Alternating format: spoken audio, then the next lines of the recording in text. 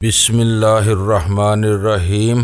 گمنام ہیرو کے معزز ناظرین، السلام علیکم۔ آئیے چلتے ہیں کہانی کی طرف۔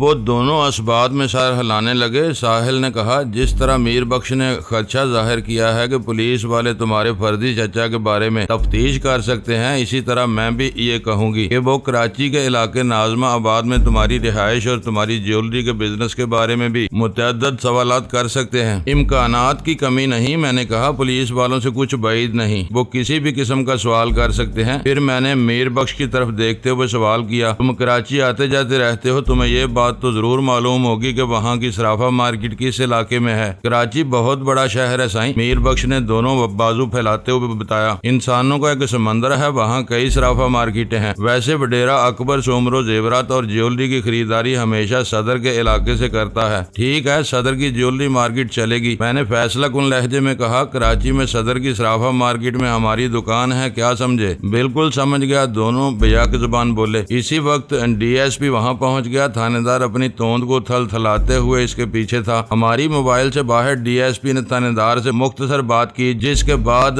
تھانے دار ہماری موبائل میں سوار ہو گیا۔ وہ موبائل کے اگلے حصے میں ڈرائیور کے ساتھ بیٹھا تھا۔ ہمیں کنٹرول کرنے کے لیے دو مسلح پولیس اہلکار موبائل کے پچھلے حصے میں ہمارے ساتھ بیٹھ گئے۔ اس سیٹنگ سے میں فوراً سمجھ گیا کہ وہاں سے ہمیں کہیں اور لے جایا جا رہا تھا۔ پھر فوراً ہی میری اس سوچ کی تصدیق بھی ہو گئی۔ ڈرائیور نے موبائل سٹارٹ کی اور اگلے ہی لمحے وہ حرکت میں آ چکی تھی۔ ہم تینوں نے خاموشی سے ایک دوسرے کی طرف دیکھا۔ ہمارے درمیان تھوڑی دیر پہلے جو گفتگو ہوئی تھی وہ بہت اہم تھی، اب ہمیں اسی پروگرام کی روشنی میں حرکت کرنا تھی۔ پولیس موبائل کچے سے نکل کر سڑک پر آئی تو میں نے اپنے پیچھے دور تک دیکھا۔ رات کے اندھیرے میں جہاں تک میری آنکھوں نے کام کیا وہاں تک مجھے کوئی گاڑی نظر نہیں آئی۔ اس کا مطلب یہی تھا کہ ناکے پر موجود تمام گاڑیوں کو نمٹا کر جانے کی اجازت دے دی گئی تھی۔ وہ ناکہ منگل سنگھ نامی کسی ڈاکو کو گرفتار کرنے کے لیے لگایا گیا تھا۔ اس کی گرفتاری سے پہلے ناکہ ختم نہیں کیا جا سکتا تھا۔ اگر پولیس والے میر بخش کو منگل سنگھ اور مجھے اس کا ساتھی گنڈا سنگھ سمجھ رہے تھے تو ان قریب ان کا یہ خیال غلط ثابت ہونے والا تھا۔ یقیناً وہ ہمیں کسی تفتیشی سیل میں لے جانا چاہ رہے تھے۔ میں نے اپنی معلومات کی خاطر مسلح پہرے داروں سے دوستانہ انداز میں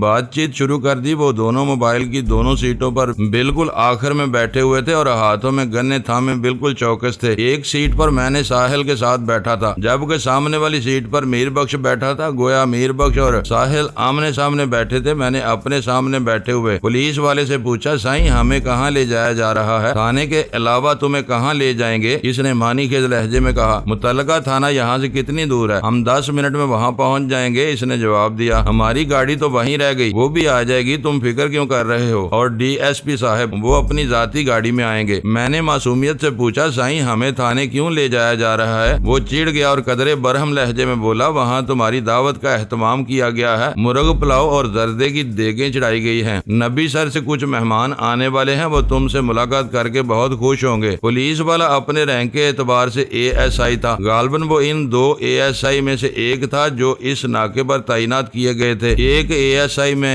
بھرپور معلومات حاصل کر چکا تھا جو بعد ازاں ڈی ایس پی کی برہمی اور ناراضی کا نشانہ بھی بنا تھا۔ میں نے اس کے بعد سے A S I Jamshed Ahmed کی شکل نہیں دیکھی تھی۔ میرے سامنے بیٹھا اے ایس آئی شاید جمشید والے واقعے کی وجہ سے بہت محتاط تھا۔ میں نے اس کی باتوں اور انداز سے بھانپ لیا کہ وہ مجھے گھسنے میں نہیں آئے گا، چنانچہ میں نے خاموشی اختیار کر لی۔ چند منٹ بعد ہم متعلقہ تھانے کے اندر پہنچ گئے۔ پولیس کے قواعد و ضوابط اور تفتیش کے طریقوں سے مجھے گہری واقفیت تھی۔ ہمیں شادی پلی کے علاقے سے گرفتار کیا گیا تھا، لہذا تفتیش بھی شادی پلی سے متعلقہ تھانے میں ہونا تھی۔ اگر ہم واقعی منگل سنگھ، گنڈا سنگھ اور ممتاز ثابت ہو جاتے تو پھر نبی سر کے تھانے میں اطلاع پہنچائی جاتی، کیونکہ ممتاز کے اغوا کی رپورٹ نبی سر کے تھانے میں درج کروائی گئی تھی۔ باقی کارروائی اس کے بعد بات تھی۔ ہمیں تھانے کی حوالات میں بند کر دیا گیا۔ تھوڑی دیر بعد ڈی ایس پی کی طلبی پر سب سے پہلے ساحل کو تفتیشی کمرے میں بلایا گیا۔ میں اور میر بخش ساحل کی واپسی کا انتظار کرنے لگے۔ لگ بھگ آدھے گھنٹے بعد ہمیں ساحل کی صورت نظر آئی۔ میں خوش ہو گیا۔ ساحل کی حالت اور چہرے کے تاثرات سے لگتا تھا کہ سب خیریت گزری تھی۔ میں نے سوچا اگر اب وہ پوچھ گچھ کے لیے میری میر بخش کو لے گئے تو مجھے ساحل سے بات کرنے کا موقع مل جائے گا، لیکن میری امیدوں پر اوس پڑ گئی۔ جو پولیس والا ساحل کو لے کر حوالات کی طرف آیا تھا، اس نے ہم دونوں کو حوالات سے باہر بلا لیا۔ اس دوران میں ساحل اس کے ساتھ باہر کھڑی تھی۔ ہمیں پولیس والے کے اشارے کی تعمیل کرنا پڑی کیونکہ وہاں دم مارنے کی جا نہیں تھی۔ ایک مسلح نگران ہم پر موت کے فرشتے کی طرح تعینات تھا۔ ہم کھلے ہوئے دروازے سے باہر آئے۔ اسی وقت ساحل کو حوالات کے اندر دھکیل کر دروازے کو لاک کر دیا گیا۔ اس کے بعد ہمیں چلنے کو کہا گیا۔ میر بخش اور میں گن پوائنٹ پر چلتے ہوئے ایک کمرے میں پہنچے۔ وہ غالباً ہیڈ محرر کا کمرہ تھا۔ مجھے وہیں بیٹھنے کو کہا گیا اور میر بخش کو وہ پولیس والا اپنے ساتھ لے گیا۔ میں سمجھ گیا کہ ڈی ایس پی ہم تینوں سے باری باری علیحدگی میں پوچھ تاچھ کرے گا اور وہ بھی اس طرح کہ فارغ ہونے والا اپنے دوسرے کسی ساتھی کو کچھ بریف نہ کر سکے۔ میں نے دل ہی دل میں خدا کا شکر ادا کیا کہ ہم تینوں نے پولیس موبائل کے اندر ہی ایک پروگرام طے کر لیا تھا، ورنہ اس طریقہ کار سے گزرتے ہوئے ہم کسی بڑی مصیبت میں پڑ جاتے۔ تاہم ایک بات میرے لیے اطمینان بخش تھی اور وہ یہ کہ ساحل کی واپسی سے میں سمجھ گیا تھا کہ ہم پر ڈاکوؤں والا شبہ بہت جلد ختم ہونے والا تھا۔ 20-25 منٹ کے بعد میرا بلاوا آ گیا۔ پولیس والا مجھے اپنے ساتھ لے کر ٹرائل روم میں پہنچ گیا۔ میر بخش وہاں موجود نہیں تھا۔ اس کا ایک ہی مطلب تھا کہ اسے واپس حوالات میں بھیج دیا گیا تھا۔ پولیس والا مجھے ڈی ایس پی کے پاس چھوڑ کر واپس چلا گیا۔ اس کمرے میں ڈی ایس پی کے سوا اور کوئی نہیں تھا۔ مجھے مجرموں کی طرح کھڑا نہیں کیا گیا بلکہ ڈی ایس پی کے اشارے پر میں اس کے سامنے ایک کرسی پر بیٹھ گیا۔ ڈی ایس پی نے کھنکار کر گلا صاف کیا اور کہا، میں نے تمہاری ساتھی لیلا کا طویل انٹرویو کیا ہے۔ وہ بہرحال مغویہ ممتاز نہیں ہے۔ اس کی عمر اور قد کاٹھ مغویہ جیسا ہے، مگر وہ قاضی سلطان کی بیٹی نہیں ہو سکتی۔ اس سے پوچھ تاچھ کے بعد میں اس نتیجے پر پہنچا ہوں کہ وہ کسی بھی صورت ہماری مطلوبہ لڑکی ممتاز نہیں۔ اتنا کہہ کر ڈی ایس پی خاموش ہو گیا۔ میں نے اس کی بات سن کر اطمینان کی سانس لی اور خاموش رہا۔ ڈی ایس پی چند لمحے مجھے گہری نظروں سے دیکھتا رہا، پھر بولا، تمہارا ساتھی میر بخش بھی ہمارے شک پر پورا نہیں اترا۔ ہمیں شبہ تھا کہ وہ منگل سنگھ ڈاکو ہوگا، لیکن وہ ہر آزمائش سے گزر گیا۔ ہم نے اس کے چہرے کی جانچ پڑتال بھی کی ہے۔ اس نے کسی قسم کا سوانگ نہیں بھر رکھا اور وہ جیسا نظر آ رہا ہے اس کی حقیقت بھی وہی ہے، یعنی وہ منگل سنگھ نہیں بلکہ تمہارے چچا ایوب خان کا ملازم ہے۔ ڈی ایس پی اتنی نرمی سے بات کر رہا تھا کہ مجھے یقین نہیں آ رہا تھا۔ میرے لیے یہ اطمینان بخش بات تھی کہ میرے دو ساتھی پاس ہو گئے تھے۔ میر بخش کو میں نے ٹرائل روم سے نکلنے کے بعد دیکھا نہیں تھا، تاہم ساحل کو دیکھ کر مجھے یقین آ گیا تھا کہ تھانے کی فضا اب ہمارے لیے خاصی سازگار ہو چکی تھی۔ یہ ایک اچنبے کی بات تھی۔ ایک لمحے کے لیے میرے ذہن میں یہ بات بھی آئی کہ ڈی ایس پی کوئی چال نہ چل رہا ہو۔ پولیس والوں سے اتنے نرم اور شائستہ رویے کی توقع نہیں کی جاتی۔ میں اسی ادھیڑ بن میں تھا کہ ڈی ایس پی کی آواز میری سماعت سے ٹکرائی۔ مسٹر مقصود، اب تمہاری باری ہے، تمہیں میرے سوالوں کے ٹھیک ٹھیک جواب دینا ہوں گے۔ میں تیار ہوں جناب، میں نے پورے اعتماد انداز میں کہا۔ آپ پوچھیں کیا پوچھنا چاہتے ہیں۔ اس کے بعد ڈی ایس پی نے جو سوالات کیے میں نے ان کا جواب سوچی سمجھی اور طے شدہ اسکیم کی روشنی میں دیا۔ میں نے محسوس کیا کہ بیشتر سوالات کے ذریعے وہ میر بخش اور ساحل کے بیان کی تصدیق کر رہا تھا۔ میں نے ہر سوال کا تسلی بخش اور منطقی جواب دے کر ڈی ایس پی کو مطمئن کرنے کی کوشش کی۔ وہ خاصا مطمئن نظر آیا بھی، تاہم اس نے کہا، اب تمہارے چہرے کا احوال جانا جائے گا، ذرا پتہ تو چلے تم نے اپنے حلیے میں کتنی اور کس قسم کی تبدیلیاں کر رکھی ہیں۔ وہ کس طرح جناب؟ میرے منہ سے بے اختیار نکل گیا۔ آپ میرے چہرے کا احوال کس طرح دریافت کریں گے؟ اس کام کے لیے ہمارے پاس ماہرین موجود ہیں۔ وہ ٹھہرے ہوئے لہجے میں بولا، تھوڑی دیر پہلے انہوں نے تمہارے ساتھی میر بخش کے چہرے پر بھی خاصا غور و خوض کیا ہے۔ پھر ڈی ایس پی نے میک اپ جانچنے اور پرکھنے کے دو ماہرین کو اس کمرے میں بلوا لیا۔ ڈی ایس پی کی حکم نما ہدایت پر انہوں نے میرے چہرے کو ٹھونک بجا کر اور جسم مل کر دیکھا۔ 15 منٹ کی ماہرانہ تحقیق کے بعد انہوں نے ڈی ایس پی کو بتایا کہ وہ میرا اصل چہرہ تھا، اس پر کسی قسم کا میک اپ یا ماسک میک اپ نہیں کیا گیا تھا اور نہ ہی میں نے اپنا حلیہ تبدیل کرنے کے لیے کسی نوعیت کی کاسمیٹک سرجری کروا رکھی ہے۔ اس تسلی بخش رپورٹ کے بعد وہ ڈی ایس پی کے اشارے پر ٹرائل روم سے رخصت ہو گئے اور ڈی ایس پی میری جانب متوجہ ہوتے ہوئے بولا، مسٹر مقصود، یہ تو ثابت ہو گیا کہ تم در حقیقت وہی ہو جو نظر آ رہے ہو، لیکن اب تمہیں اس بات کا ثبوت دینا ہوگا کہ تم گنڈا سنگھ نہیں ہو۔ یہ ثبوت میں آپ کو کس طرح دے سکتا ہوں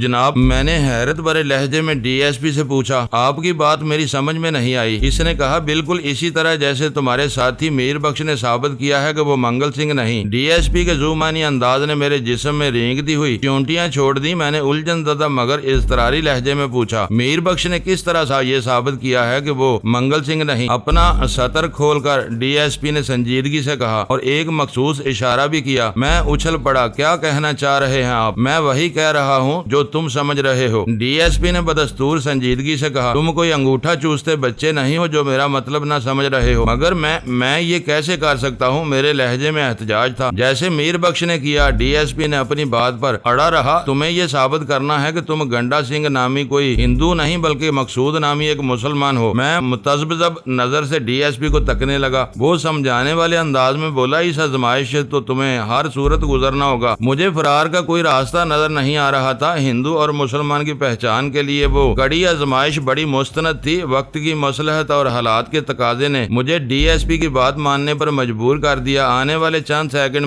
میں اس امتحان میں سرخرو ہو چکا تھا۔ اب ایک مرتبہ پھر ہمارے درمیان سوال و جواب کا سلسلہ شروع ہو گیا۔ آدھے گھنٹے کے بعد میں ضد ہو گیا اور میں نے ڈی ایس پی سے کہا، جب ہر طرح سے یہ ثابت ہو گیا ہے کہ ہم وہ لوگ نہیں جن کی گرفتاری کے لیے آپ نے ناکہ لگایا ہوا تھا، تو پھر ہمیں جانے کی اجازت کیوں نہیں دے رہے؟ اب آدھی رات ہونے کو آ رہی ہے، ہمارے گھر والے پریشان ہو رہے ہوں گے۔ ڈی ایس پی نے کہا، اگر تم لوگ ہمارے مطلوبہ مجرم نہیں ہو تو پھر کیا ہوا؟ تمہارے ہاتھ بھی صاف تو نہیں ہیں؟ میں تمہیں اتنی آسانی سے نہیں جانے دوں گا۔ کیا مطلب؟ ہم نے کون سا جرم کیا ہے؟ میں چیخ کر چٹک کر بولا۔ جرم نہیں، جرائم کہو، ڈی ایس پی مکاری سے بولا۔ میں سمجھ گیا اب وہ ہم سے کچھ پیدا کرنے کے چکر میں تھا۔ میں نے چبھتے ہوئے لہجے میں استفسار کیا، جناب کون کون سے جرائم سرزد ہوئے ہیں؟ وہ سنجیدگی سے گنوانے لگا۔ تمہاری گاڑی کی ڈرائیونگ سیٹ کے نیچے سے ایک خطرناک ہتھیار اور گولیوں کا میگزین برآمد ہوا ہے۔ تمہارا ایک ساتھی بری طرح زخمی ہے اور تم جس بات کی پردہ پوشی کرنے کی کوشش کر رہے ہو اس کے تم ایک مشکوک گاڑی میں عمر کوٹ سے یہاں پہنچے ہو۔ وہ گاڑی جو کسی وڈیرا اکبر سومرو کی ملکیت ہے اور اس کی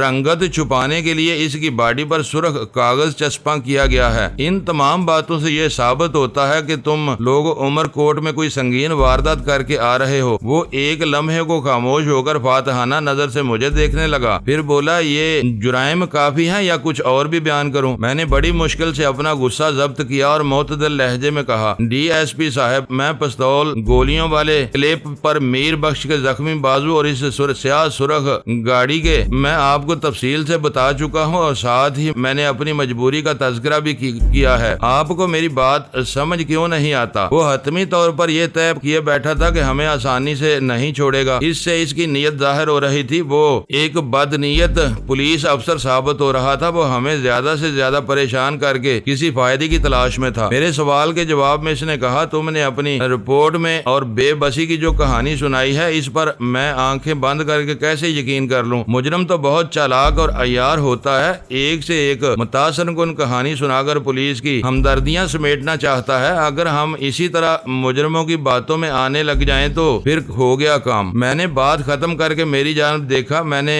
اس سے پوچھا، اگر آپ میری بات پر یقین نہیں کریں گے تو کیا ارادہ ہے آپ کا؟ میں تمہاری کہانی کی تصدیق کروں گا۔ پہلے تو وہ عیار نظر سے مجھے دیکھتے ہوئے بولا، وہ کس طرح؟ میں نے پوچھا۔ وہ طنزیہ انداز میں زیر لب مسکرایا اور بولا، میں سب سے پہلے عمر کوٹ میں وڈیرا سومرو سے رابطہ کروں گا جس کے نام پہ گاڑی رجسٹرڈ ہے۔ ہو سکتا ہے تم لوگ وڈیرے کو یا اس کے کسی آدمی یا آدمیوں کو ٹھکانے لگا کر آئے ہو، کچھ بھی ممکن ہے سائیں۔ مجھے یقین ہو گیا وہ ہمیں آسانی سے چھوڑنے کے موڈ میں نہیں تھا۔ میں نے بات کو بڑھانے کی بجائے سمیٹنا چاہا کیونکہ بات اگر بڑھ جاتی تو ہمارے لیے مشکلات میں بے پناہ اضافہ ہو سکتا تھا۔ اس بےہودہ صورتحال سے جلد از جلد چھٹکارا حاصل کرنا ضروری تھا۔ میں نے ڈی ایس پی کی طرف دیکھتے ہوئے فیصلہ کن لہجے میں کہا، اگر میں یہ چاہوں کہ آپ کسی مزید تفتیش و تحقیق میں نہ پڑیں اور خاموشی سے ہمیں جانے دیں تو اس کے لیے ہمیں کیا کرنا ہوگا؟ وہ معنی خیز انداز میں مسکرایا اور بولا، کافی سمجھدار لگتے ہو۔ حالات کی سنگینی انسان کو سمجھدار بنا دیتی ہے۔ ڈی ایس پی صاحب، میں نے اس کی آنکھوں میں دیکھتے ہوئے کہا، آپ مطلب کی بات کریں۔ وہ فوراً پٹڑی پر آ گیا اور سادہ سے لہجے میں بولا، تم اپنی رہائی کے لیے کیا قربانی دے سکتے ہو؟ وہ چونکہ کھل گیا تھا، اس لیے میں نے بھی صاف صاف بات کرنے کا فیصلہ کر لیا اور کہا، ڈی ایس پی صاحب، ہماری جامع تلاشی سے لگ بھگ 11,000 روپے آپ برآمد کر چکے ہیں۔ اس رقم کے علاوہ ہمارے پاس وہی گاڑی ہے جو اوپر سے سرخ اور اندر سے سیاہ ہے۔ آپ اس بارے میں کیا خیال ہے؟ وہ ریڈ اینڈ بلیک گاڑی تو وڈیرا اکبر سومرو کی ہے۔ ڈی ایس پی نے تیکھی نظر سے مجھے دیکھا، اس کی تو تم بات ہی نہ کرو۔ میں نے کہا، جناب، گاڑی گھوڑی اور عورت اسی کی ہوتی ہے جس کے قبضے میں ہو۔ اگر مذکورہ گاڑی وڈیرا اکبر سومرو کی ملکیت ہے تو اس سے کیا فرق پڑتا ہے؟ آج کل کرپشن اور جعل سازی اتنی ترقی کر چکی ہے کہ کسی بھی گاڑی کا انجن نمبر اور چیسز نمبر یا بآسانی تبدیل کیا جا سکتا ہے، اور ملکیت تبدیل کرنا تو اس سے بھی کہیں زیادہ سہل ہے۔ ایک لمحے کو رک کر میں نے طویل سانس لی اور کہا، آپ تو ماشاءاللہ کافی بارسوخ اور با اختیار پولیس افسر ہیں،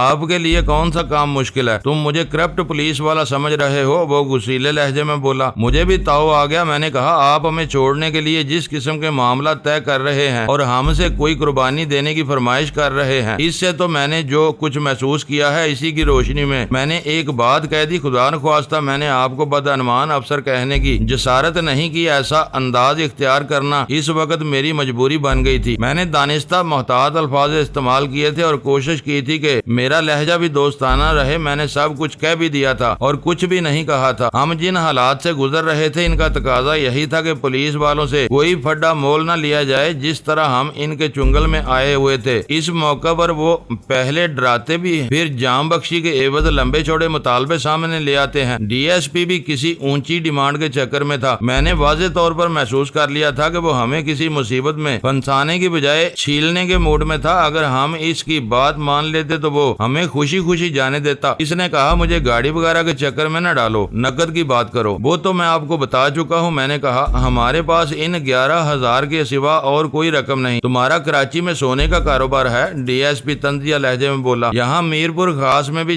تمہارا چچا ایوب خان صرافے کی دکان کھولے بیٹھا ہے، تمہارے ایک فون پر رقم کا بندوبست ہو سکتا ہے۔ کیا میں غلط کہہ رہا ہوں؟ اس نے مجھے بند گلی میں گھیر لیا تھا۔ مجھ سے ایک فاش غلطی ہو گئی تھی۔ مجھے چاہیے تھا کہ خود کو زیادہ سے زیادہ متوسط طبقے کا ظاہر کرتا۔ میں نے اپنے فرضی چچا اور خود کو سونے کے کاروبار سے متعلق ظاہر کر کے بڑی سنگین غلطی کی تھی۔ اسی کمزوری سے فائدہ اٹھاتے ہوئے ڈی ایس پی پھیلنے کی کوشش کر رہا تھا۔ میں واقعی الجھن میں پڑ گیا۔ اس نے میرے چہرے کے تاثرات کو پڑھ لیا۔ مجھے یوں محسوس ہوا جیسے اس نے میری سوچ کی پریشانی بھانپ کر، پولیس والے جب کسی بے قصور کو گھیرتے ہیں تو اسے زیادہ سے زیادہ خوفزدہ کرنے کی کوشش کرتے ہیں۔ میرے چہرے کے تاثرات نے ڈی ایس پی کو خاصا مسرور کر دیا۔ اسے اس بات کی خوشی تھی کہ اب میں اس پوزیشن میں آیا ہوں جہاں وہ مجھ سے اپنی مرضی کا مطالبہ کر سکتا ہے۔ بدعنوانی اور رشوت ستانی میں پولیس، پاکستانی پولیس بھی انڈین پولیس سے کچھ کم نہیں دکھائی نہیں دے رہی تھی۔ ڈی ایس پی میرے چہرے پر بدستور نظریں جمائے ہوئے تھا۔ اس نے تیکھے لہجے میں کہا، تم کوئی چھوٹی موٹی اسامی نہیں ہو مسٹر مقصود۔ سنار لوگ بھی اصلی میں نقلی اور سونے میں کھوٹ ملانے کے ماہر ہوتے ہیں۔ مجھے یقین ہے کہ تم نے اور تمہارے چچا نے خوب مال کما رکھا ہوگا، اس لیے تم خود کو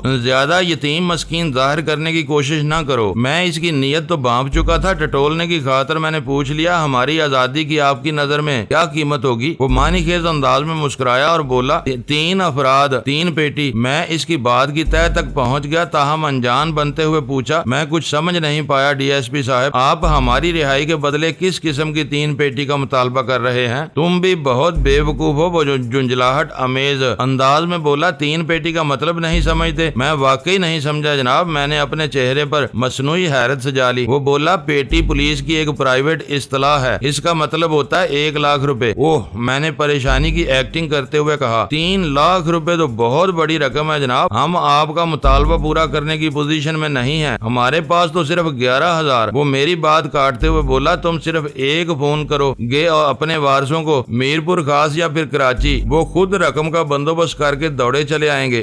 ڈی ایس پی اب کھل کر سامنے آ گیا۔ میرا تجربہ اور مشاہدہ تو یہ تھا کہ پولیس افسر عموماً براہ راست رشوت کا معاملہ طے نہیں کرتے، بلکہ نیچے کے کسی پولیس اہلکار کو آگے لاتے ہیں اور وہ شخص مصیبت زدہ افراد کو یہ راہ دکھاتا ہے۔ مگر ڈی ایس پی تو مجھ سے کھلم کھلا اور بکلم خود رشوت کا مطالبہ کر رہا تھا۔ میں نے کچھ ہیلو حجت کا مظاہرہ کیا تو وہ غصے میں آ گیا، 2 ٹوک لہجے میں فیصلہ سنا دیا، باقی کی تفتیش بنگلے پر ہوگی۔ باقی کی تفتیش؟ میں نے الجھن زدہ لہجے میں کہا، تمام پوچھ گچھ تو ہو چکی جناب، اب اور کون سی تفتیش کرنا رہ گئی ہے؟ وہ مکاری سے مسکرایا اور کہا، ابھی نہایت ہی اہم بات باقی ہے جو یہاں تھانے میں طے نہیں ہو سکتے۔ میں نے خاص طور پر محسوس کیا کہ اس نے لفظ اہم معاملات پر زور دیا تھا۔ میں نے سن رکھا تھا کہ ڈی ایس پی یا اس سے بڑے رینک کا کوئی بھی افسر مجرموں یا ملزموں کو تفتیش کی غرض سے کہیں بھی لے جا سکتا تھا، اور اس سلسلے میں اسے وزیر صاحب کی اجازت بھی حاصل ہوتی ہے۔ پکڑے جانے والوں میں اگر کوئی خوبصورت لڑکی یا عورت شامل ہو تو پھر زیادہ تر کسی بنگلے وغیرہ پر ہی تفتیش کی بات کی جاتی ہے۔ الغرض یہ سب کچھ مجاز افسر کی مرضی پر منحصر ہوتا ہے، اس کے مزاج، سرشست، فطرت اور نیت کا اس میں عمل دخل ہے۔ ڈی ایس پی نے بنگلے کا ذکر کیا تو میرے کان کھڑے ہو گئے۔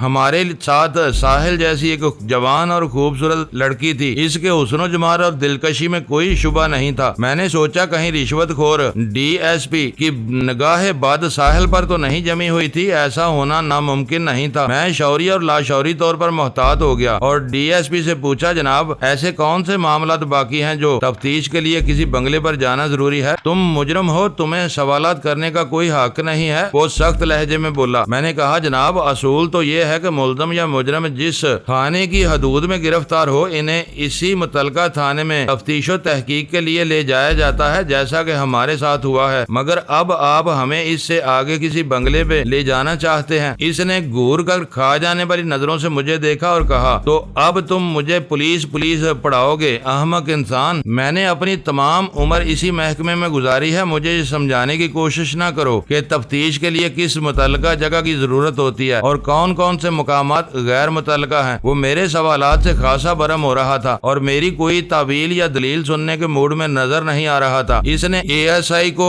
اپنے پاس بلایا اور تحکمانہ لہجے میں کہا، مجرموں کو بنگلے پر پہنچانے کا بندوبست کرو، گھی سیدھی انگلی سے نکلتا نظر نہیں آتا۔ میں نے ایک فوری خیال کے تحت اس موقع پر کسی قسم کے احتجاج یا مزاحمت کی کوشش نہیں کی۔ وہ فوری خیال یہ تھا کہ تھانے کی بنسبت کسی پرائیویٹ بنگلے پر مجھے ہاتھ پاؤں کھولنے کا زیادہ اچھا موقع مل جاتا، راستے میں بھی کوئی کارروائی ڈالی جا سکتی تھی۔ جب وہ پولیس افسر اپنے پیدا کے چکر میں ہمیں پریشان کرنے پر تلا ہوا تھا تو پھر مجھے یہ حق کا اثر ہو جاتا تھا کہ میں اپنے اور اپنے ساتھیوں کی گلو خلاصی کے لیے کچھ بھی کر گزروں۔ ڈی ایس پی کی ہدایت پر ہمیں دوبارہ اسی موبائل میں بٹھایا گیا جس میں ہم ناکے کے مقام سے تھانے پہنچے تھے۔ ہماری گاڑی کو وہیں تھانے میں کھڑا رہنے دیا گیا۔ ہم تینوں کو ہاتھ کڑی لگی ہوئی تھی اور مسلح پولیس والوں نے ہمیں باقاعدہ نشانے پر بھی رکھا ہوا تھا۔ سب سے آگے ڈی ایس پی کی جیپ تھی، اس کے پیچھے وہ موبائل جس میں ہم تینوں دو مسلح جوانوں کی نگرانی میں موجود تھے۔ ڈرائیونگ سیٹ پر بھی ایک پولیس والا ہی تھا۔ اس مرتبہ تھانے دار ہمارے ساتھ نہیں آیا تھا، ڈی ایس پی کے ساتھ اس کا مسلح باڈی گارڈ بھی جیپ میں موجود تھا۔ موبائل کی پیسنجر سیٹ پر سب انسپیکٹر موجود تھا۔ میں نے سوچا اگر راستے میں کوئی سنہری موقع ہاتھ آیا تو کوئی ترکیب آزمانے کی کوشش کروں گا۔ اس خیال پر عمل درآمد کے لیے ضروری تھا کہ وہ موقع مجھے کسی ایسی جگہ میسر آئے جہاں ویرانی ہوتی کہ رات کی تاریکی کا بھرپور فائدہ اٹھایا جا سکے۔ پورے راستے میں اپنے خیال کو عملی جامہ نہ پہنا سکا کیونکہ مشکل سے 15-20 منٹ بعد ہم اس بنگلے پر پہنچ گئے جہاں ڈی ایس پی کی تفتیش مزید کرنا چاہتا تھا۔ وہ ایک عام سا بنگلہ تھا جو آبادی سے ذرا ہٹ کر تھا۔ گیٹ پر مسلح گارڈ موجود تھا جن کا تعلق ظاہر ہے پولیس ہی سے تھا، پولیس کے محکمے سے ہوگا۔ وہ بنگلہ 2 منزلہ تھا۔ اس کے اندر داخل ہوتے ہی مجھے اندازہ ہو گیا کہ وہاں کوئی فیملی وغیرہ رہائش پذیر نہیں تھی۔ گیٹ پر متعین مسلح گارڈز کی تعداد 2 تھی۔ بنگلے کے اندر بھی ملازم صورت 2 افراد موجود تھے، وہ دونوں سادہ لباس تھے، مگر یہ بات طے تھی کہ وہ بھی محکمہ پولیس کے کانسٹیبل وغیرہ ہی ہوں گے۔ ہمیں بنگلے کی زیریں منزل پر ایک کمرے میں پہنچا دیا گیا۔ وہ کمرہ اپنی سیٹنگ کے اعتبار سے ڈرائنگ روم دکھائی دیتا تھا۔ میں نے کمرے کی دیوار پر لگے وال کلاک میں وقت دیکھا، رات آدھی سے زیادہ گزر چکی تھی، اس وقت 2 بجنے والے تھے۔ ڈی ایس پی نے ہمارے ساتھ آنے والے اے ایس آئی سے کچھ خسر پھسر کی، اس نے اسبات میں گردن ہلا دی۔ یہ اے ایس آئی ان 2 افراد میں سے ایک تھا جو موبائل میں ہماری نگرانی پر مامور کیے گئے تھے۔ اس اے ایس آئی کا نام عبد الرزاق تھا، موبائل کا ڈرائیور دوسرا نگران، اور سب انسپیکٹر موبائل لے کر واپس تھانے چلے گئے۔ ڈی ایس پی میری جانب متوجہ ہوتے ہوئے بولا، تم آؤ میرے ساتھ، ہم دوسرے کمرے میں مذاکرات کریں گے۔ میں نے کہا، یہاں مذاکرات کرنے میں کیا قباحت ہے؟ یہاں ٹیلی فون نہیں، ڈی ایس پی نے کہا۔ تو پھر میں نے سوالیہ انداز میں اس کی طرف دیکھا۔ پھر یہ کہ تم یہاں سے اپنے گاڑی والوں یا چچا سے رابطہ نہیں کر سکو گے۔ وہ سمجھانے والے انداز میں بولا، میں تمہیں جس کمرے میں لے کر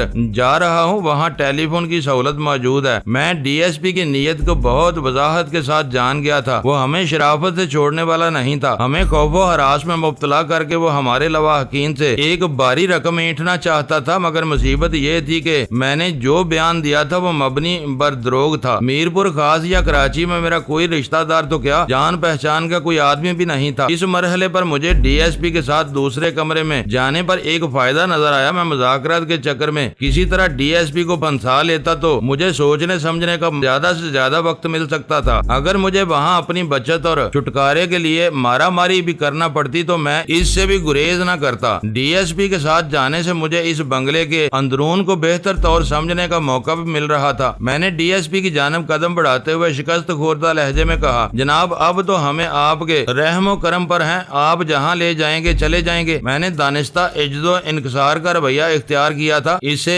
ASI अब्दुल रजाक वहीं ड्राइंग रूम में मीर बख्श और साहिल के पास रुक गया, जबकि DSP का बॉडीगार्ड हमारे साथ हो लिया। वो एक सेहतमंद और चौकस पुलिस वाला था जिसकी उम्र लगभग 30 साल होगी। इसने एक नई नवेली क्लाशनकोफ बड़े माहिराना अंदाज में थाम रखी थी। DSP मुझे बंगले की बलाई मंजिल पर ले आया। बंगले के अंदर सफर करते हुए मैंने एक एक शय को अपनी नजर में रखा था ताकि बवक्ते जरूरत किसी किस्म की कार्रवाई में कोई दिक्कत पेश न आए। इस वक्त मेरी जाहिरी और बातनी हवास पूरी तरह मुतहरक हो चुके थे। मैं DSP की मैयत में एक कमरे में दाखिल हुआ तो इसका मुसल्ला गार्ड बाहर दरवाजे पर ही रुक गया। DSP ने दरवाजा बंद कर दिया। इस कमरे में एक डबल बेड के अलावा बैठने के लिए सिर्फ सोफे वगैरह भी लगे हुए थे। वो एक सिटिंग कम बेडरूम था। टेलीफोन स्टैंड पर फोन सेट भी नजर आ रहा था। एक दीवार पर इंटरकॉम सेट भी लगा हुआ था। मेरा अंदाजा था इंटरकॉम सिस्टम दोनों मंजिलों पर राब्ते के लिए नस्ब किया गया था। अगर वाकई जेरी मंजिल पर फोन की लाइन मौजूद नहीं थी तो इस इंटरकॉम से अच्छा खासा काम चलाया जा सकता था। DSP ने मुझे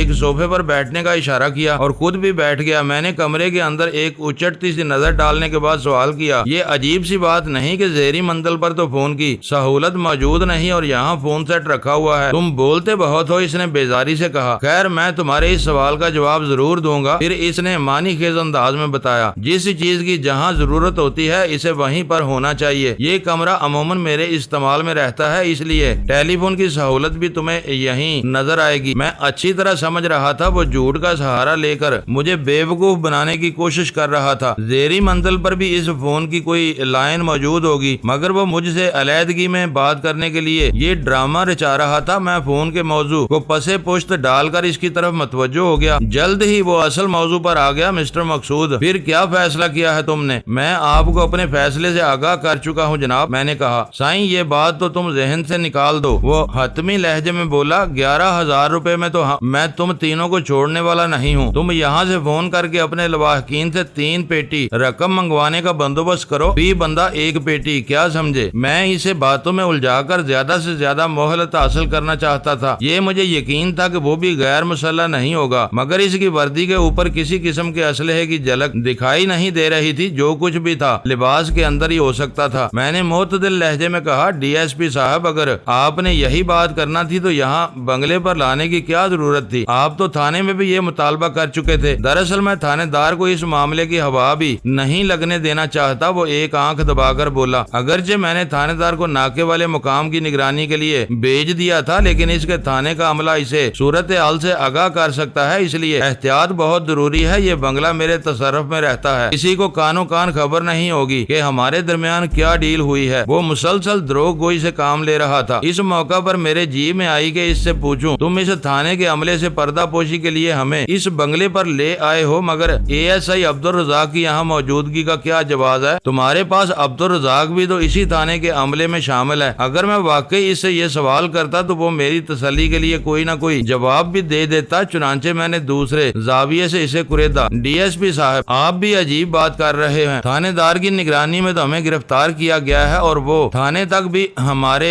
साथ आया था। अजाम बाद आपके बयान के मुताबिक आपने इसे वापस नाके पर भेज दिया है। थानेदार इस वाक़े से ला इल्म कैसे रह सकता है? वो इस वाक़े से वाकई ला इल्म नहीं रह सकता। वो बोला, मगर मैं इससे सिर्फ यहाँ की डील छुपाना चाहता हूँ, वरना वो भी हिस्सादार बन जाएगा। वो मुर्तशी अफसर बहुत काया था। मुझे बेवकूफ बनाने का कोई मौका वो हाथ से गंवाना नहीं चाहता था। हालांकि ये बात तो रोजे रोशन की तरह अयान थी कि ऐसे मामलात में तमाम वाकफाने हाल हिस्सादार होते हैं। मैंने सोचा इस झूठे DSP को मैं इसके घर तक पहुंचा कर आऊंगा। फर्ज किया। मैंने इसके चेहरे पर निगाह जमाते हुए कहा, हम आपकी ख्वाहिश पूरी कर देते हैं। इसके बाद तो आप हमें छोड़ देंगे ना? बिल्कुल छोड़ दूंगा, वो इस बात में सारा लाकर बोला। इस सूरत में आप थानेदार को क्या जवाब देंगे? मैं इसका अफसर हूँ, वो गुर्राहट से मुशाबा लहजे में बोला। वो मुझे जवाब देने का पाबंद है, मैं नहीं। DSP हूँ, डिप्टी सुप्रिटेंडेंट ऑफ पुलिस, क्या समझे? इसकी बरहमी जाहिर कर रही थी जैसे मैंने इसकी दुम पर पांव रख दिया हो। मैंने माजरत का अंदाज इख्तियार करते हुए कहा, जनाब, मेरा ये मतलब नहीं था। मैं तो सिर्फ ये कहना चाह रहा था कि हमें छोड़ने के लिए आपको अपने सामने कोई ना कोई जवाब तो रखना होगा। इसके 100 रास्ते हो सकते हैं। वो बेपरवाही से बोला, 69 जिंदाबाद। ये 69 क्या शय है जनाब? मैंने तहैयर अमेज लहजे में पूछा। इसने نے بتایا یہ ایک قانونی دفعہ ہے 169 یعنی دفعہ 169. بہت کام کی چیز ہے. ایک لمحے کو رک کر اس نے میری آنکھوں میں دیکھا اور وضاحت کرتے ہوئے بولا میں اس دفعہ کے تحت رپورٹ بنا کر اپنے سینئرز کو بھیج دوں گا کہ میں نے منگل سنگھ، گنڈا سنگھ اور ممتاز کے شبے میں ناکے سے جن 3 افراد کو گرفتار کیا تھا، کڑی تفتیش کے نتیجے میں یہ اصل مجرم ثابت نہیں ہو سکے. میں نے تصدیق کر لی ہے کہ یہ منگل سنگھ، گنڈا سنگھ اور مغویہ ممتاز نہیں ہے، بلکہ یہ الترتیب میر بخش، مقصود احمد اور لیلا ہیں. ان تینوں کا تعلق معاشرے کے معزز طبقے سے ہے، لہٰذا میں انہیں باعزت جانے کی اجازت دے رہا ہوں. اپنی بات ختم کر کے وہ مسکرایا. اس کی مسکراہٹ کو شیطانی کہا جا سکتا تھا. میں نے متاثر ہوتے ہوئے مصنوعی حیرت کا اظہار کیا. واقعی جناب 169 تو بڑی حیرت انگیز دفعہ ہے. وہ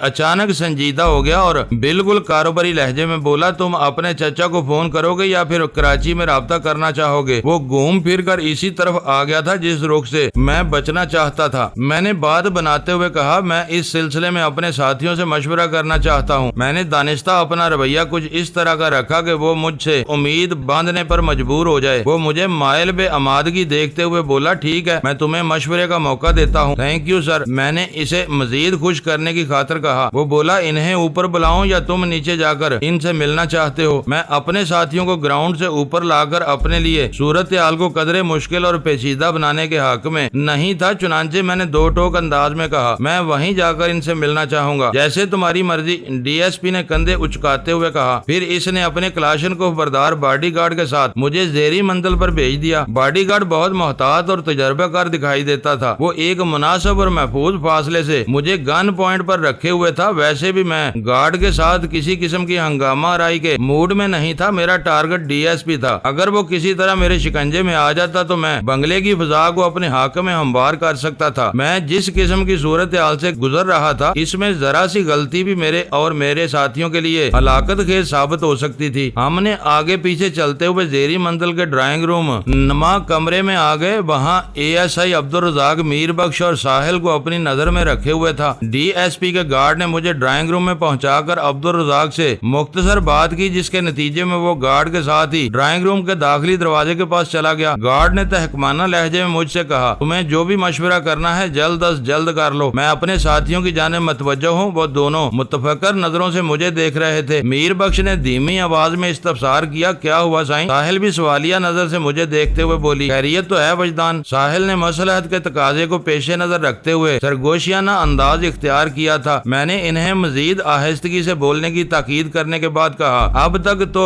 سب خیریت ہی ہے اور اس خیریت کو ہم سب نے مل کر مزید بخیریت بنانا ہے. میں ڈی ایس پی سے تھوڑی مہلت لے کر آپ لوگوں سے مشورہ کرنے کے بہانے یہاں آیا ہوں. حکم سائیں. میر بخش دروازے میں کھڑے مسلح افراد کی طرف کن اکھیوں سے دیکھتے ہوئے بولا. اس نے آواز اتنی دھیمی رکھی تھی کہ ہم تینوں کے سوا کوئی اور نہ سن سکے. اگر واقعی دیواروں کے کان ہوتے ہیں تو مجھے امید تھی کہ وہ بھی یہ ہماری گفتگو کو سن نہیں پا رہی ہوں گی. میں نے باری باری دونوں کی جانب دیکھتے ہوئے کہا ڈی ایس پی کسی بھی طرح جان چھوڑنے پر تیار نہیں. اس نے ہماری نجات کے لیے باشگاف الفاظ میں پورے 3 لاکھ روپے کا مطالبہ کیا ہے. اتنی رقم ہمارے پاس کہاں سے آئے گی؟ ساحل کی پیشانی پر تشویش کی لکیریں نمودار ہو گئیں. میں نے کہا ڈی ایس پی نے اس رقم کی آمد کا طریقہ اب بھی بتا دیا ہے. وہ کیا سائیں؟ میر بخش اضطراری لہجے میں پوچھ بیٹھا. وہ کہہ رہا ہے کہ میں میرپور خاص میں اپنے چچا ایوب خان کو فون کروں. میں نے کہا یا پھر کراچی اپنے گھر والوں کو فون کر کے اس رقم کا بندوبست کرنے کی تاکید کروں. جب تک کسی بھی وسیلے سے 3 لاکھ کی رقم اس بنگلے پر نہیں پہنچے گی ہم یہیں پر ہیں آہنی زیور اپنی کلائیوں پر سجائے گن پوائنٹ پر سانس لیتے رہیں گے. اپنی بات ختم کر کے میں نے ہاتھ کڑی زدہ دونوں کلائیوں کو اشارہ کرنے والے انداز میں ہلکا سا جھٹکا دیا. ساحل نے مایوسی سے کہا لگتا ہے یہ کہانی بھی فیل ہو گئی. ہاں سائیں. میر بخش تائیدی انداز میں بولا. میرپور خاص اور کراچی والی کہانی تو سراسر فرضی تھی. آپ ان 2 جگہوں میں سے کہیں بھی فون کر کے 1 پیسہ تک نہیں منگوا سکتے. اب کیا ہوگا وجدان؟ ساحل نے گمبھیر لہجے میں پوچھا. میں نے کہا میں تم دونوں کی طرح ابھی اتنا مایوس نہیں ہوا ہوں بلکہ میں نے کسی بھی قسم کی صورتحال میں مایوس ہونا نہیں سیکھا. تو کیا تم یہاں اپنی چی کی قوت آزماؤ گے؟ ساحل نے پوچھا. میر بخش نے چی کے ذکر پر الجھن زدہ نظر سے پہلے مجھے اور پھر ساحل کو دیکھا. اس کی الجھن بجا تھی. ہم نے اس کے سامنے کبھی چی کا تذکرہ نہیں کیا تھا اور از خود وہ اس پر اسرار قوت کے بارے میں بھلا کیا واقفیت رکھ سکتا تھا. میں نے ساحل کی بات کا جواب دیتے ہوئے کہا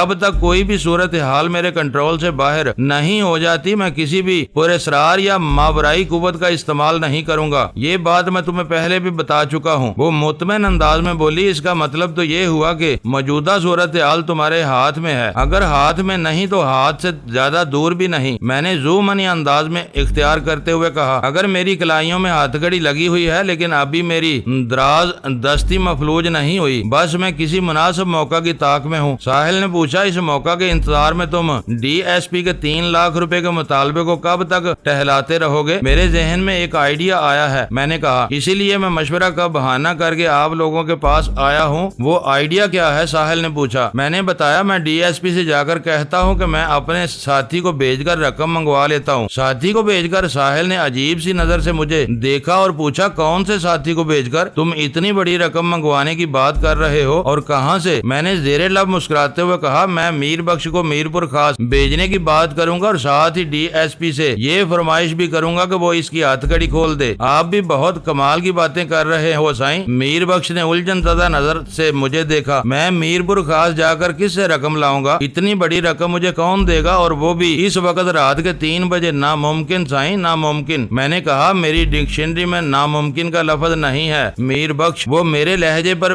بری ہوئی سنجیدگی سے چونک اٹھا، تاہم متذبذب لہجے میں پوچھنے لگا، سائیں آپ خود ہی بتاؤ میں اتنی بڑی رقم کہاں سے لے کر آؤں؟ میں نے اس کی الجھن کو سلجھن میں بدلنے کے لیے وضاحت ضروری سمجھی اور کہا، دیکھو میر بخش، میں بتا چکا ہوں کہ میرے ذہن میں ایک آئیڈیا ہے اور آئیڈیاز کی خاطر بہت سی بظاہر ناممکن باتوں کو بھی ممکن تصور کرنا پڑتا ہے۔ میں جانتا ہوں کہ تم اتنی بڑی رقم کا بندوبست کسی بھی صورت نہیں کر سکتے، اس لیے یہ بات ذہن میں رکھو کہ تمہیں رقم کے سلسلے میں چندہ پریشان نہیں ہونا اور نہ ہی تمہیں واپس آنے کی ضرورت ہے۔ وہ مزید الجھ گیا، لکنت زدہ آواز میں بولا، تو پھر آپ مجھے کیوں بھیج رہے ہو سائیں؟ میں تمہیں یہاں سے نکالنے کا میرا ایک خاص مقصد ہے۔ میں نے اس کی الجھن کو دور کرتے ہوئے کہا، اس طرح کم از کم ہمارا ایک ساتھی تو پولیس والوں کی حراست سے نکل جائے گا۔ تم باہر آزاد دنیا میں رہ کر ہمارا انتظار کرنا، ہم بھی بہت جلد تم سے آ ملیں گے۔ وہ قطعیت سے بولا، سائیں میں آپ کو ان سنگین حالات میں چھوڑ کر ہرگز کہیں نہیں جاؤں گا۔ میری جان آپ پر قربان، میں آپ کو رہائی دلانے کے لیے اپنی جان داؤ پر تو لگا سکتا ہوں مگر پیٹھ دکھا کر اپنی جان نہیں بچا سکتا۔ میں نے قدرے سخت لہجے میں کہا، بے وقوفی کی باتیں مت کرو، تمہارے اس عمل سے کہیں بھی بزدلی ظاہر نہیں ہوگی۔ اگر تم کسی طرح آزاد ہو کر میرپور خاص پہنچ گئے تو ہمارے لیے زیادہ آسانی سے کچھ کر سکو گے۔ ایک لمحے کا توقف دے کر میں نے اضافہ کیا، اگر میں تمہیں کسی بھی بہانے یہاں سے جانے کو کہہ رہا ہوں تو اس میں کوئی بلائی ہی پوشیدہ ہے۔ وہ تذبذب میں نظر آنے لگا۔ ساحل نے میری تائید کرتے ہوئے کہا، میر بخش وجدان ٹھیک کہہ رہا ہے، تمہیں فوراً اس کی بات پر عمل کرنا چاہیے۔ میں نے کہا، تم میرپور خاص میں اپنے قیام کی کوئی جگہ مجھے بتا دو، ہم یہاں سے نکلتے ہی سیدھے وہاں آ جائیں گے۔ اسی وقت دروازے میں کھڑے ڈی ایس پی کے مسلح گارڈز نے وارننگ کے سے انداز میں بے آواز بلند کہا، بہت ہو چکے راز و نیاز، اب بس بھی کرو۔ میں نے تحکم امیز سوالیہ نظر سے میر بخش کی طرف دیکھا۔ وہ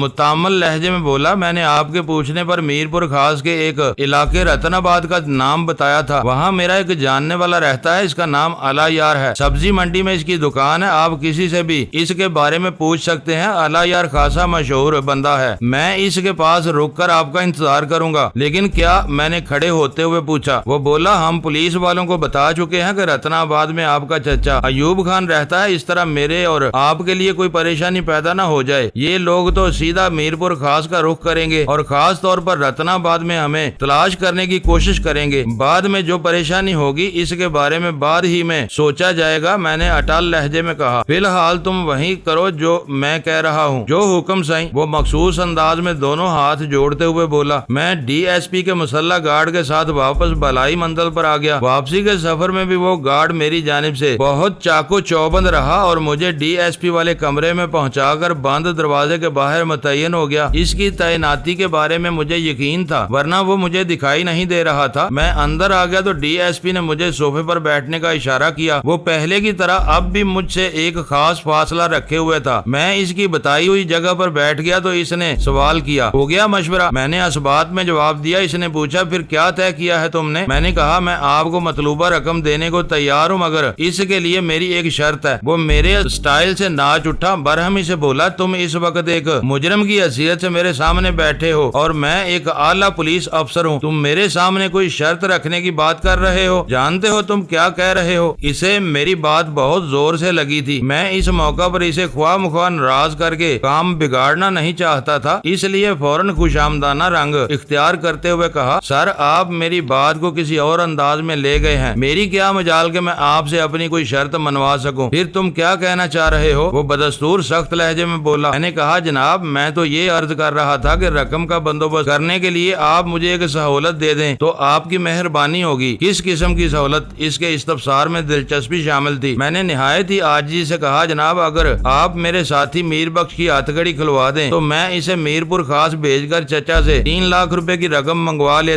سکتا ہوں۔ میری تجویز سن کر وہ سٹ پٹا گیا اور غصیلے لہجے میں بولا، تم مجھے بیوقوف سمجھتے ہو؟ اگر تم کسی قسم کے چکر میں ہو تو یہ خام خیالی تمہاری رقم لانے کے لیے نہ تو میر بخش کی ہتھ کڑی کھولنا ضروری ہے اور نہ ہی اس کا میرپور خاص جانا۔ تم ابھی یہاں سے ایک فون کھڑکاؤ اپنے چچا کو، وہ الگ صبح رقم لے کر یہاں پہنچ جائے گا۔ سر آپ میری مجبوری کو سمجھنے کی کوشش کریں۔ میں نے مسکین صورت بنا کر ڈی ایس پی کو شیشے میں اتارنے کی کوشش شروع کر دی۔ اپنے چچا ایوب خان کو فون نہیں کر سکتا۔ میں ایک سوچے سمجھے منصوبے کے تحت ڈی ایس پی سے ہم کلام تھا۔ وہ ناراضی زدہ لہجے میں پوچھنے لگا، تم اپنے چچا کو فون کیوں نہیں کر سکتے؟ اس لیے کہ وہ رات کے اس آخری پہر اپنے گھر پر ہوگا، میں نے بااعتماد لہجے میں کہا، اور چچا کے گھر پر فون کی سہولت موجود نہیں۔ ایک لمحے کے لیے شاکزدہ نظر سے مجھے دیکھا، پھر جلدی سے بولا، چلو ٹھیک ہے، تم پھر کراچی میں اپنے والدین سے بات کر لو، وہاں تو تمہارے گھر میں ضرور فون موجود ہوگا۔ میں نے اس بات میں سر ہلایا اور اپنی پلاننگ کے مطابق گفتگو کو آگے بڑھا دیا۔ جناب میں اس وقت اپنے گھر فون کر کے اس قسم کی خطرناک اطلاع نہیں دے سکتا۔ وہ کیوں؟ وہ تل ملا کر بولا، اس اطلاع سے وہاں کون سی قیامت آ جائے گی؟ میں نے سنجیدگی سے کہا، قیامت ہی تو آ جائے گی جناب۔ پھر میں نے اپنے آواز کو جذبات سے لبریز کرتے ہوئے ڈی ایس پی کو بتایا، سر میری والدہ دل کی مریضہ ہے، ان کا بائی پاس بھی ہو چکا ہے، وہ یہ اندوہناک خبر سنتے ہی برداشت کی آخری حد سے گزر جائیں گی۔ آپ تو ماشاءاللہ خاصے سیانے ہیں، برداشت کی آخری حد سے گزرنے کا مطلب جانتے ہوں گے۔ اس نے شاکزدہ نظر سے مجھے گورا اور ٹیلی فون سیٹ کی جانب ہاتھ بڑھاتے ہوئے بولا، تم مجھے اپنے گھر کا نمبر بتاؤ، میں خود تمہارے باپ سے بات کرتا ہوں۔ میں ایسے طریقے سلیقے سے بات کروں گا کہ تمہاری ماں پر کسی قسم کے صدمے کا اثر نہیں ہوگا۔ کوئی فائدہ نہیں جناب، میں اپنے طریقہ واردات پر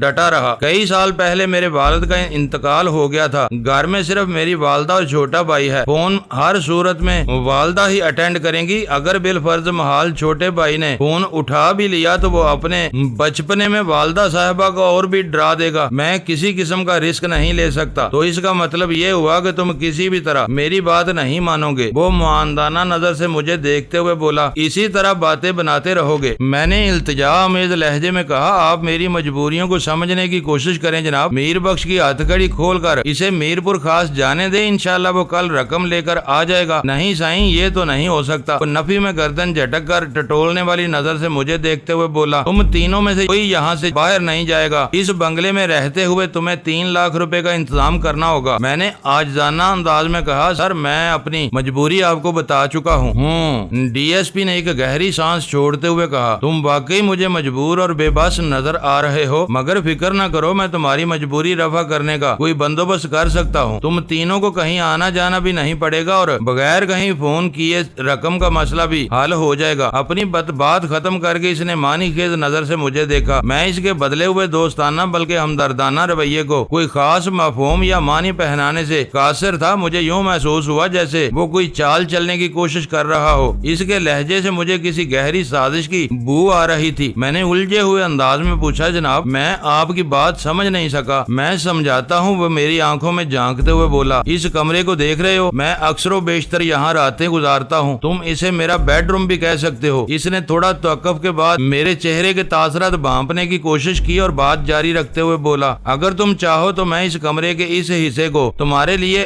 بینک میں بدل سکتا ہوں۔ پھر اس نے ڈبل بیڈ کی جانب انگلی سے اشارہ کیا اور بات کو آگے بڑھاتے ہوئے بولا، تم ابھی اور اسی وقت اس بینک میں 3 لاکھ روپے مالیت کا ایک چیک جمع کروا دو، صبح تک تمہارا چیک کیش ہو جائے گا، پھر تم تینوں ہنسی خوشی یہاں سے روانہ ہو جانا۔ اس کی باتوں نے مجھے الجھا کر رکھ دیا۔ میں نے اس کی کمینگی اور ضلالت کو آخری سرے تک ناپنے کی خاطر چہرے پر ناسمجھی کے تاثرات سجاتے ہوئے کہا، جناب آپ کیا کہنا چاہتے ہیں؟ میرے پاس تو نہ کوئی چیک ہے اور نہ ہی کوئی چیک بک۔ میں آپ کی پیشکش پر بہت حیران بلکہ پریشان ہوں۔ تم اب اتنے ننھے بچے بھی نہیں ہو۔ وہ اپنے چہرے پر خباثت کی تہ چڑھاتے ہوئے بولا، تم تو ایک بلینک چیک اپنے ساتھ ساتھ لیے پھر رہے ہو۔ پھر اس نے اپنی ناک پر ایک انگلی رکھتے ہوئے مخصوص اشارہ کیا اور بےہودگی سے مسکرانے لگا۔ اس کی آنکھوں میں ہوس کی پرچھائیاں لہرا رہی تھی۔ میرے بدن کا سارا خون دماغ کو چڑھ گیا۔ ساحل کے بارے میں ڈی ایس پی کے مکروہ عزائم نے میرے تن بدن میں شرارے بھر دیے۔ میں نے ہر مصلحت کو بلائے طاق رکھ کر ایک چیتے کی مانند جست بھری اور ڈی ایس پی کو اپنے ساتھ لیتے ہوئے صوفے کی دوسری جانب پہنچ گیا۔ معزز ناظرین، لائک کریں، شیئر کریں اور کمنٹس باکس میں پاک آرمی زندہ باد، پاکستان پائندہ باد کا نعرہ ضرور درج کر کے اپنے ملک پر فخر کریں اور پاکستان کی بنیادیں مضبوط کرنے میں اپنا کردار ادا کریں۔ ویڈیو دیکھنے کا شکریہ۔ معزز ناظرین، اپنا خیال رکھیے گا اور ہمارے چینل کا بھی۔ ISI پاک آرمی زندہ باد، پاکستان پائندہ باد۔